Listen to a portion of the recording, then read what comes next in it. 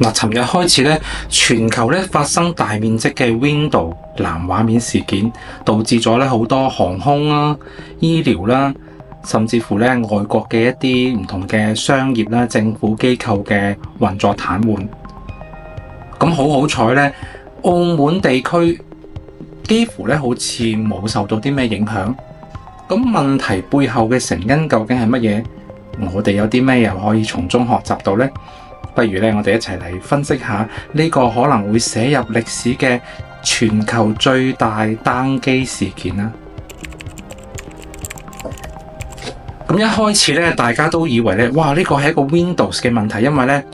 喺網絡上面啦，大家流出嘅無論係 X 上面啦，定係 Threads 上面咧，大家都係淨係 po 住一個咧 Windows 嘅好經典嘅嗰個藍色嘅死機畫面。咁講真啦，我都好耐冇見過呢個畫面。咁見到嘅時候就諗，咦 Windows 又出事啊！咁我諗，如果做 IT 做得耐嘅人咧，都或多或少會對於 Windows 呢個藍畫面有一啲印象啦。因為喺以前比較舊版本嘅 Windows 咧，其實呢個藍畫面都出現得唔少。咁但係一般情況咧，我哋只係restart 一下部機啊，咁基本上咧佢都 OK 嘅。咁但係今次嘅事件咧就有啲唔同，無論你 restart 咗個部機咧，依然都係咁樣。咁同一時間咧，除咗呢啲 Windows 出現藍畫面之外咧，有好多公司咧都報告話佢哋用嘅 Office 365咧出現咗啲問題。咁喺群度咧即刻就有人講啊，做咩事啊？點解樣樣嘢都用唔到嘅？好快咧，事件嘅真兇咧就走出嚟講嘢啦。原來咧係一間叫做 CrowdStrike 嘅網絡安全公司嘅一個軟件咧，導致咗呢個引起全球幾乎癱瘓嘅一個事件。咁佢公司嘅老闆咧就喺 X 上面咧發文就話我哋已經知道呢件事啦，同埋咧我哋已經緊急咧揾緊啲方法去處理，同埋咧好肯定咁話咧呢個唔係一個網絡安全事件啦，冇受到攻擊。咁到底 CrowdStrike 係一間咩嘅公司呢？佢又點樣導致到成件事嘅發生呢？嗱，老實講咧，喺港澳地區啦，或者可能係一啲非網絡安全領域嘅人咧，其實對於 CrowdStrike 咧真係相對比較陌生啲。原因咧就係因為佢咧其實都係一間比較新嘅公司，佢只不過喺2011年先成立。咁而真正咧成為一個市場一個主要嘅我哋叫做競爭者啦，或者一個候選人咧，其實就係基於2016年之後發生嘅一系列嘅事件，令到佢咧名聲大噪，最終咧就變成今日咧，佢成為咗一個新時代基於雲端嘅網絡安全嘅一個 leader。咁雖然呢間公司咧係好新，但係原來佢嘅 CEO 咧就大有來頭，而且咧佢嘅背景咧同今次嘅大單機事件咧都有非常密切嘅關係。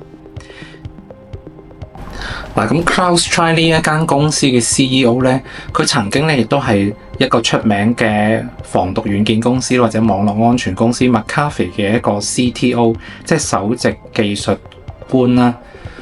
咁但係咧喺2011年咧，其實佢亦都喺 McAfee 咧造成咗一單類似今次咁樣嘅大規模單機事件。咁但係咧，佢2011年離開 McAfee 嘅時候嘅理由咧就未必係因為呢一次事件嘅。當時佢意思咧就係話佢覺得舊嗰啲咁樣嘅防毒軟件啊或者安全軟件咧跟唔上呢個時代嘅變化啦，因為咧黑客或者係一啲病毒嘅變化速度係非常之快。咁而過去嘅嗰啲咁嘅防毒軟件咧都係一種叫做事後處理嘅招數啦，即係咧有咗一個病毒，然後就分析下個病毒點樣啊，然後咧就出一啲針對佢嘅一啲我哋所講嘅防毒嘅定義，然後咧就抵擋到嗰啲病毒。但係佢覺得咧網絡時代就已經唔應該咁樣玩啦，佢咧就要採取一啲更加主動積極嘅防禦措施，所以佢就走咗出嚟咧，成立咗呢個 CrowdStrike 呢一間新興嘅網絡公司。佢哋主張就係一種 proactive， 即係主動去防禦問題嘅方式。咁佢就運用咗好多machine learning 啊，或者而家咧新啲叫做 AI 嘅方式咧，係去分析一啲網絡嘅流量嘅行為啊，分析一啲軟件嘅行為咧，喺佢未真正被定義為病毒之前咧，就已經及早咁防治咗佢。咁所以咧，佢就稱呢啲叫做 proactive 嘅防毒嘅策略啦。咁就因為佢嘅呢個創新啦，或者呢大膽嘅嘗試咧，就令到呢間公司咧短短10幾年間咧，就成為咗呢個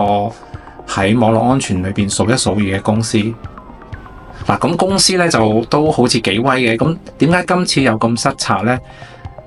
喺最新嘅 CrowdStrike 公司發布嘅關於呢個事件嘅一個新聞稿啦，同埋佢嘅一個解決方法裏邊咧，我哋見到咧，似乎咧就因為呢間公司咧喺星期五嘅時候咧，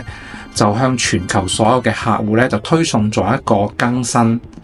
係為佢哋其中一個產品咧叫做花窮嘅產品咧推送咗一個更新。咁呢個更新咧就唔係一啲我哋所講嘅更新嘅軟件版本嘅更新啦，純粹只係佢一啲內容啦，譬如話一啲網絡模式嘅定義嘅更新啦，或者一啲病毒庫嘅更新啦，呢啲我哋叫 content 類嘅更新。咁就將呢啲資料推咗去俾所有佢嘅客戶。咁咧，由於佢嘅架構咧係採取一種即時更新嘅方式，即係話咧有更新咧個 system 就自動會 update，咁就導致咗咧全球大面積嘅死機。嗱，咁聽到呢度咧，成件事咧真係好匪夷所思。咁有幾點咧係值得佢哋再進一步披露資料啦，或者我哋再進一步去揾。第一點，亦都係最重要一點，就係一個咁重大嘅更新，點解會揀星期五去做呢？因為咧，其實我諗做 IT 嘅人都會知道啦。其實如果係一啲更新咧，我哋盡可能就唔揀一啲週末嘅時間啦。因為咧，雖然 IT 行業咧都應該係7/24，但係星期六日咧，返工嘅人咧應該相對少啲。咁當然咧，有時有啲公司就專登揀週末嘅，因為咧，譬如話佢嘅週末係唔工作嘅，即係啲系統更新咗咧就冇人用，咁佢都可以咧做一啲更加完整嘅測試啦，睇有咩問題，冇問題咧就可以 roll back 咁樣啦。咁但係一般嚟講咧，呢啲更新我盡可能都係揀週一啊，或者週三啊，總之就唔好揀週五嘅時間做啦。咁第二個問題咧就係點解呢個更新好似冇經過一個完整嘅測試呢？因為如果佢能夠將所有嘅佢嘅裝咗佢嘅軟件機都整冧呢，咁應該照計咧就一測試就會測試到出嚟嘅喎。因為如果你話只係某部分嘅 Windows 受影響，譬如話某個特定版本啦，某個特別設定嘅 Windows 會受影響呢，咁可能咧佢嘅測試cover 唔到咁全面。咁但係我哋而家睇到嘅結果係幾乎所有裝咗佢呢個軟件嘅電腦都受影響，咁呢個絕對係應該一測試就會測試到出嚟嘅問題。咁到底呢間公司係因為冇測試過呢個更新啦，或者係呢一種更新對於佢哋嚟講係唔算得上係啲咩更新，所以佢冇特別做一啲測試呢？咁無論係邊一種咧，似乎都唔似係一間網絡安全公司會做嘅一個行為喎。因為咧，網絡安全除咗唔受到攻擊咧，維持嗰啲服務嘅可使用性咧，其實都係一個重要嘅組成部分嚟嘅。咁咧，亦都有人提及到呢一個所謂嘅金絲雀嘅部署策略啦，意思就係咧，你一次推咧就唔好推晒俾所有嘅用戶先，你可能只係推1%冇問題。就將佢變成5%，然後就將佢慢慢推晒俾所有人。咁因為你一開始咧只係小範圍嘅推送啦，咁你就可以睇下呢一個更新會唔會對佢哋喺生產環境有影響。冇問題，你先再逐步將呢啲嘢 roll out 去其他人。咁唔知道佢係有冇做呢一個動作啦？又或者呢一個更新係實在太重要啦，可能涉及到一啲我哋所講嘅zero day attack 啦，或者佢哋覺得非常重要嘅攻擊，佢哋咧等唔切，必須要喺呢一個 moment 將所有嘢更新。咁第三樣咧就唔關 CrowdStrike 事啦，就係咧嗰啲航空公司啦或者醫療機構咧，佢哋面對呢一種嘅系統故障咧，似乎咧就亂晒陣腳。成間公司睇起上嚟咧就冇我哋講嘅一啲叫做 business contingency plan， 即係保證咧公司持續運作嘅一啲計劃。咁當然啦，我知道好多公司咧其實唔發生事件咧都唔會諗呢啲嘢。咁但係對於航空業啊或者醫療行業呢啲我哋叫做咁敏感或者咁關鍵嘅公司咧，如果你唔考慮系統故障嘅時候你要點樣做，咁係真係比較令我覺得出奇。尤其是航空業，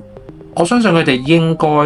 會有幾套唔同嘅系統，或者至少有一套備份系統係可以喺佢哋出現問題嘅時候咧可以應用啦。咁就算你話櫃台嗰啲電腦死咗，咁係咪有其他方式啊？例如一個 pad 啦、手機啦，或者係點樣嘅方式令到啲人都可以 check in 到呢？咁但係我哋暫時咧喺新聞嘅報導裏邊咧就見唔到呢啲公司佢哋有呢啲 contingency plan 啦。咁所以我覺得咧成件事咧都係好詭異嘅。咁最後咧，其實咧，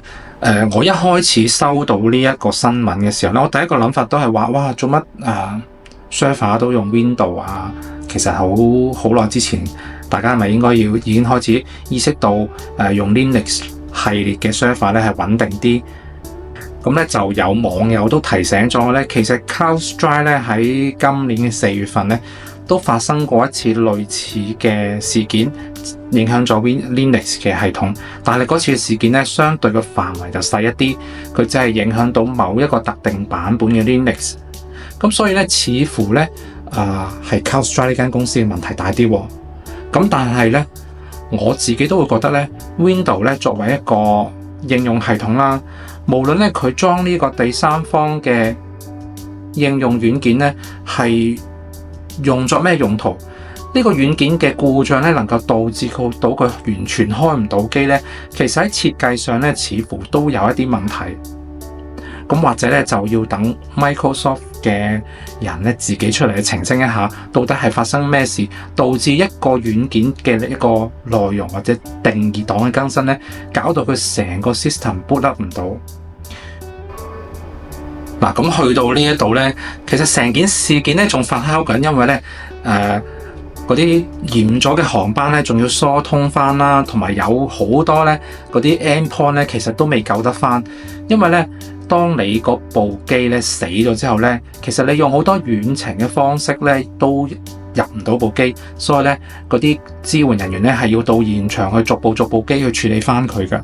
咁呢個咧亦都反映咗咧成個系統喺嗰個應變或者災難救援方面咧都係有一啲問題。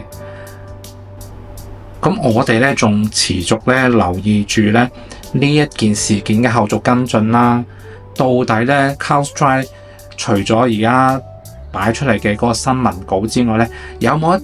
啲進一步嘅方法咧去保障以後佢唔會再發生呢啲事？因為咧對於一個大企業嚟講咧，如果一個咁重要嘅軟件啊，隨時隨地都可能會掉一啲更新，而呢啲更新咧又隨時隨地都會整冧你成個公司嘅營運咧，其實佢本身就已經係一個網絡安全嘅漏洞。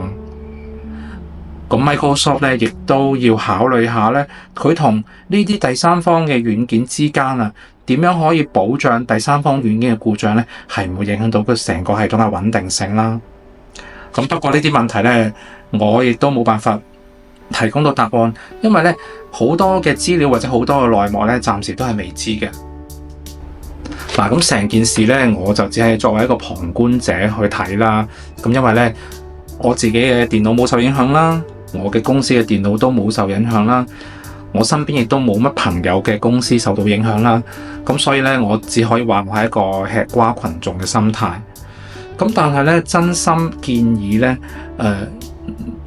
如果你擔任咧公司嘅 IT 相關部門咧，真係要考慮清楚咧，你嘅公司嘅一啲關鍵系統咧有冇做好一個 contingency plan， 即係萬一咧真係發生啲嚴重嘅問題啦，好似呢啲咁樣完全開唔到嘅情況下，有冇一啲方法咧可以繼續維持到你嗰啲服務啦？坦白講咧，我自己都經歷過幾次呢啲重大嘅事故，咁亦都咧真係炒到咧服務停頓咗嘅。咁呢啲教訓咧永遠都會發生，永遠你都唔知道下一刻咧邊一套系統會死，咁所以咧以防萬一都係做足安全措施咧比較緊要啲。咁今日對於呢個 Windows 大死機事件嘅分享就到呢度啦。咁如果大家咧對呢類型嘅主題感興趣咧，歡迎訂閱我嘅頻道。我係 Richard，多謝你嘅時間，下次再見，拜拜。